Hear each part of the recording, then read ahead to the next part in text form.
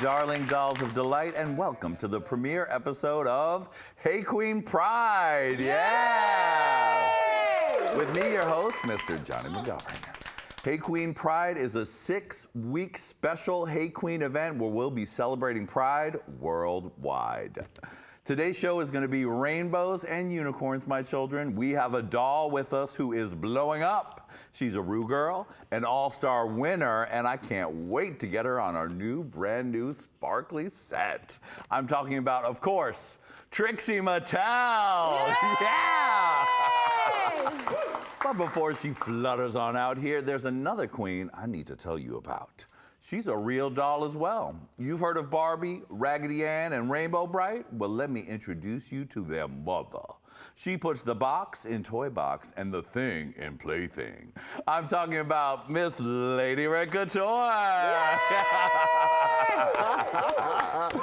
Hey, Queen. Hey, Queen. Oh, my goodness. You did not give me the memo. You didn't match the set. You look great. Sweetie, you know that's what I got to do. But you are who I want to talk about. Oh, well, you know, I like a good theme, baby. Yes. Yes. Well, for Hey Qween Pride, Lady Red every week is going to be representing an important figure in our gay history. And this week, tell them who you're representing, Lady Red. Well, I'm representing the legendary Dorian Corey. Now, if you don't know Miss Dorian Corey was a drag queen, performer, and fashion designer. Her wit and wisdom became legendary when she was featured as the narrator of Jenny Livingston's groundbreaking documentary, Paris is Burning, which followed the lives of members of the ball culture of New York City in the 80s. Corey had the most iconic lines in that film and are still quoted today. If you shoot an arrow and it goes real high, hooray for you. In Paris is Burning, Dorian Corey brilliantly broke down the meaning of shade. Shade is, I don't tell you you're ugly, but I don't have to because you know you're ugly. Yes! In Paris is Burning, Dorian Corey shared her knowledge and spoke her truth, and we are all gayer for it. Dorian Corey is an icon, and we salute her. Oh, you're not going to talk about the mummy? Oh, yes. If you want to hear the true tale of the mummy in Dorian Corey's closet, girl, you got to download our new podcast, Schooling the Children, where we make the case for people, music, movies, and pop culture that we want the next generation of LGBTQ plus people to appreciate as much as we do. Our first 2 episodes are all about Paris is Burning, and they're available now wherever you get your podcasts. Lady Red, should we tell them? Learn it and learn it well. Yes. Honey, I love Miss Dorian Corey, don't you? Yes, I live. A legend. Nobody slowly puts on makeup like Miss Dorian Corey while dropping bombs and knowledge. Well, another person who's dropping bombs and knowledge is our guest today. Honey, TRIXIE MATTEL is in the house. And she'll be with us right after this very gay break.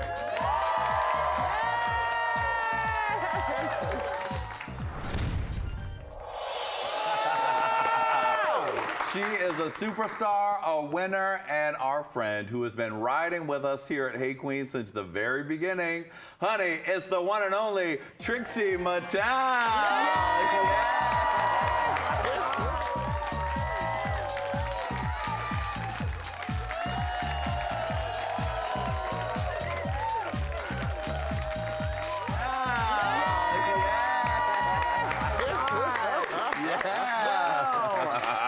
Honey, you've been with us since the very beginning. Yeah, I did a Hey Qween right after season 7.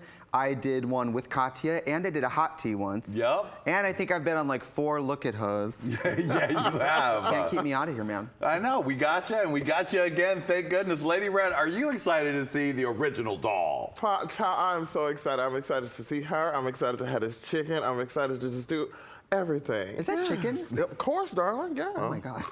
Yeah. The crisp, I can hear it crunch from here. Yeah, just like the first time you came on, the second time you came on, the third time you came on, Lady Red still having chicken during the show. The food just keeps getting a little more elevated. Yeah. Like by next season, she'll have like a little caviar moment. Like,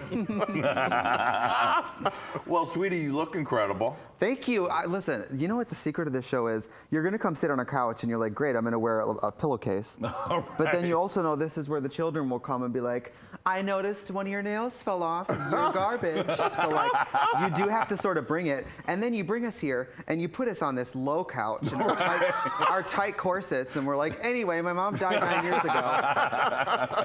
Like, what if this is just it? Like Kim Cattrall mannequin. Anyway, oh, no, it feels good. Now, you have a brand new music coming, a new video, new song. Yeah, I mean, we're filming this now, but by the time it comes out, it'll be out my next single. Yeah, tell me all about it. Well, I always write the music myself, and I always pay for it all myself, and then I throw it out in the world and hope someone buys it. And that's all you really can do. So the last two albums were like folk country albums, and the new one is a little more, like the new single is a little more electro folk, so it's a little more plugged in and fuzzy and glittery, and I'm also not as moody, and I don't know, I've grown up and I'm just like happier, and so I think the music is happier now. Yeah. People would always tell me like, I love your albums, my mom just died. I'm like, great. This one's a little more like, I love your music, my mom came back to life, you know? Thank goodness. Yeah. Now, that video is something else. It's wild, yeah. Because we talked about on your very first episode, you talked about wanting to do like a Trixie's Playhouse type situation. And in that video, there it is, looking incredible. Tell me about the process of creating that. Well, anything that I do, I'm obsessed with. I think as adults, we have like a need to feel like children. And so we love anything that makes us feel like we're kids again. And so in this video, I worked with Seth Bogart, you know him, right? Who is like, if you guys don't follow him on Instagram, he makes everything from scratch. So in the video for Yellow Cloud, everything you see in the video, except like me and Tammy, is built from paper mache and chicken wire. Wow. And painted all of it by hand. And I wrote this song backstage. I was on the Moving Parts tour, and Brandon, my opener, was on. And I was backstage, and I had just gotten this brand new Fender Telecaster from Fender for my tour. It was like, oh, it was so surreal. I was in full drag at Fender in the headquarters, and they were like, what's your pie in the sky guitar? And I was like, pink glitter Telecaster with gold hardware. And they built it and gave it to me for free. Wow. Which little 13-year-old self, a free guitar from Fender, are you kidding me? So I was backstage playing it, and I started playing the opening riff, and I wrote the whole song in like 15 minutes, and it was just, normally with songwriting, if it comes out easy, it's good. If you have to force it, it's not gonna be good. It's a lot like, you know, gay stuff. Yes. But I wrote it and I loved it so much and it made me so happy. And I was listening to a lot of music like Blink-182 and Weezer and getting sort of like, I don't know, happier, fun music. Right. And Yellow Cloud is a cute little love song. And here's what I didn't realize. I didn't realize that Yellow Cloud is slang for doing meth. No. Yes, because like if you go on like Craigslist, it's like, come over and let's blow yellow clouds. But I already wrote the song. Oh boy. I'm not gonna let the meth heads of the world dictate my work. That's right. Not in this economy. Now in the video you have Miss Tammy Brown in a genius situation. Listen, if I ever have power, if you give me the keys to the car in show business, my first call is Tammy Brown. Right. I'm like, are you available? What are you up to? Tammy Brown and Jasmine Masters are the two people, like, if I see them in an Instagram Live, for example, I'm stopping everything. I'm watching, okay? And Tammy, she's just such, I've toured with her before, and she has such a warm energy. She loves drag, and she does a superstar thing, which is she believes it, and she makes the audience believe it. Yes. I brought her to Australia to open for me, and I'm gonna be honest, some of the fans are so young, they might not know Tammy from All Stars or from season 1. Tammy had audiences who did not know her chanting her name every night. Yes. Because she just believes it. And she shows up in like a little vintage dress and just woo, you know, like, and she loves it. And Tammy, I had her in immigration, and Tammy Brown at immigration is a bit of a liability. Tell me about it. We're in like a homophobic immigration in Australia, and they're like, so what are you guys doing here? And Tammy goes, we're drag queens, we work in gay clubs, woo. And the guy goes, so you're drag queens, you work in gay clubs, are you bringing in drugs or illicit pornography? And she leans in on the counter and goes, we're transvestites. And then he just looks at her and she goes, top shelf transvestite. And the guy just stamped her passport and was like, never mind. But Tammy's in the video, and I had this idea for puppet bands, and then I thought, well, what if this song had a drum machine? What would a drum machine look like on PBS with no budget? It would be like a zombie, a floating head, with robot arms. That's a drum machine to me. And Tammy showed up and had that afro on for 8 hours, and she barely got out of that TV suit. Because Seth built like this thing where she would stand in a TV, and Seth's obsessed with Tammy too. So when I was like, I'll bring Tammy Brown, he was like, I'm in. And she was back there, and seeing the video in every shot, she's just living, bitch, playing that little drum. And Devin Green's in it because Devin Green can make anything better. I mean, most of my time when I go on tour, I'll work in her voice somewhere. Like, I think Devin should be Siri. You know what I mean? Oh, yeah. She's got such a great voice. And sometimes when you're in town, you'll go and play at her shows, right? Just in the background, out of drag. When I first moved to LA, I would be like, if you're playing, I'll show up and play for free. I'll play your music, whatever you want. I love playing for people. If you ever, anybody in LA, I love to show up out of drag and play guitar. Because it's not about you. You're not in drag, you're just invisible, and you get to just play. But the video was really cool.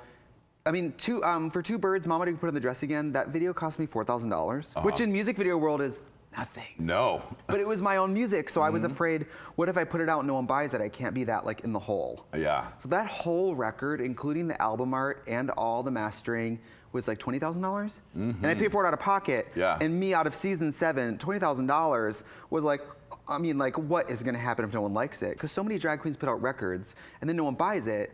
And it's like, if you're on your 4th GoFundMe for an album, take the hint, Linda. You know what I mean? Like, change up the recipe a little bit.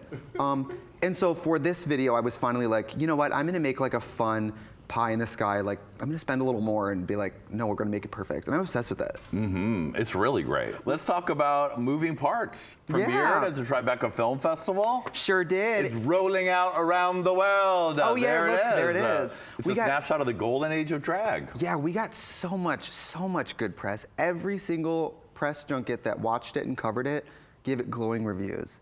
What was the process for deciding that you were going to do that and allow the filmmakers so much access to your life? Well, we were about to have, for a drag queen, we were about to have like Amy Schumer's 2015. Right. It was about to be like, whoa, we're gonna do so many things that are brand new for drag queens, you know?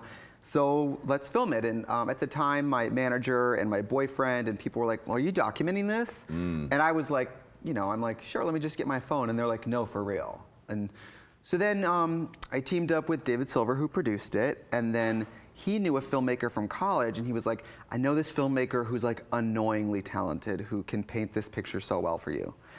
And Nick Zygowins, the director, literally like slept on my couch with a camera and followed me all over the world, everywhere, every dressing room, every tour bus, backstage, on stage, crying, celebrating for like 9 months. Right. And the film is extremely, extremely intimate. In a way that when it screened at Tribeca, which I don't know about the film industry, so when we got into Tribeca, David and Nick were like, oh my God, and I was like, great, let me Google it. Like, I didn't know what it was. So when the press came out and it was like a picture of Margot Robbie, Zac Efron, and me, I was like, oh, this is like a real thing. Wow. Now, what was the first few days, weeks like with someone up in your face with the camera 24/7? Well, I think on the first day, Nick got like B footage of me in the shower, like pushing a load out of my ass. So I'm open, but it was something for the thirsty TRIXIE fans there. It was a little nerve-wracking, but there's cameras on all the time. And we all have cameras in our pockets on our phones at all times. Right. So when you think of it that way, you're like, anytime you're in a wig, are you not being surveilled in some way? You can't even go to you know, like I couldn't go to CVS without people like. Yeah, I bet. So it was a little weird at first, and there was definitely moments where when you're stressed or upset and the last thing you want is that camera in your face, and suddenly the heat from that lens just like burns your skin and you're like, I wish that camera was gone. But I think it's really respectful of the filmmaker's process to let them gather as much as they need, and it's never your place as a subject to be like trying to, in the middle of the process, manipulate what you look like. Yeah. Let them figure out what you are. But when I watched the film back, because when I first saw the first edit of it, I was really, really happy with it. And the second edit I saw, you focus more on the things you don't like about yourself. And then the third time I saw it, I watched the night before the premiere, I was just like, this movie made me feel like I really did something with my life. which as gay people, we don't have kids, and I think secretly we're always looking for a way that we will leave something behind. And this movie made me feel like I'm 29 years old and I really I left something behind. Hey Queens, thanks for watching. For part 2 of this interview, click here. For more Hey Qween fabulousness, click here. And of course, don't forget to subscribe.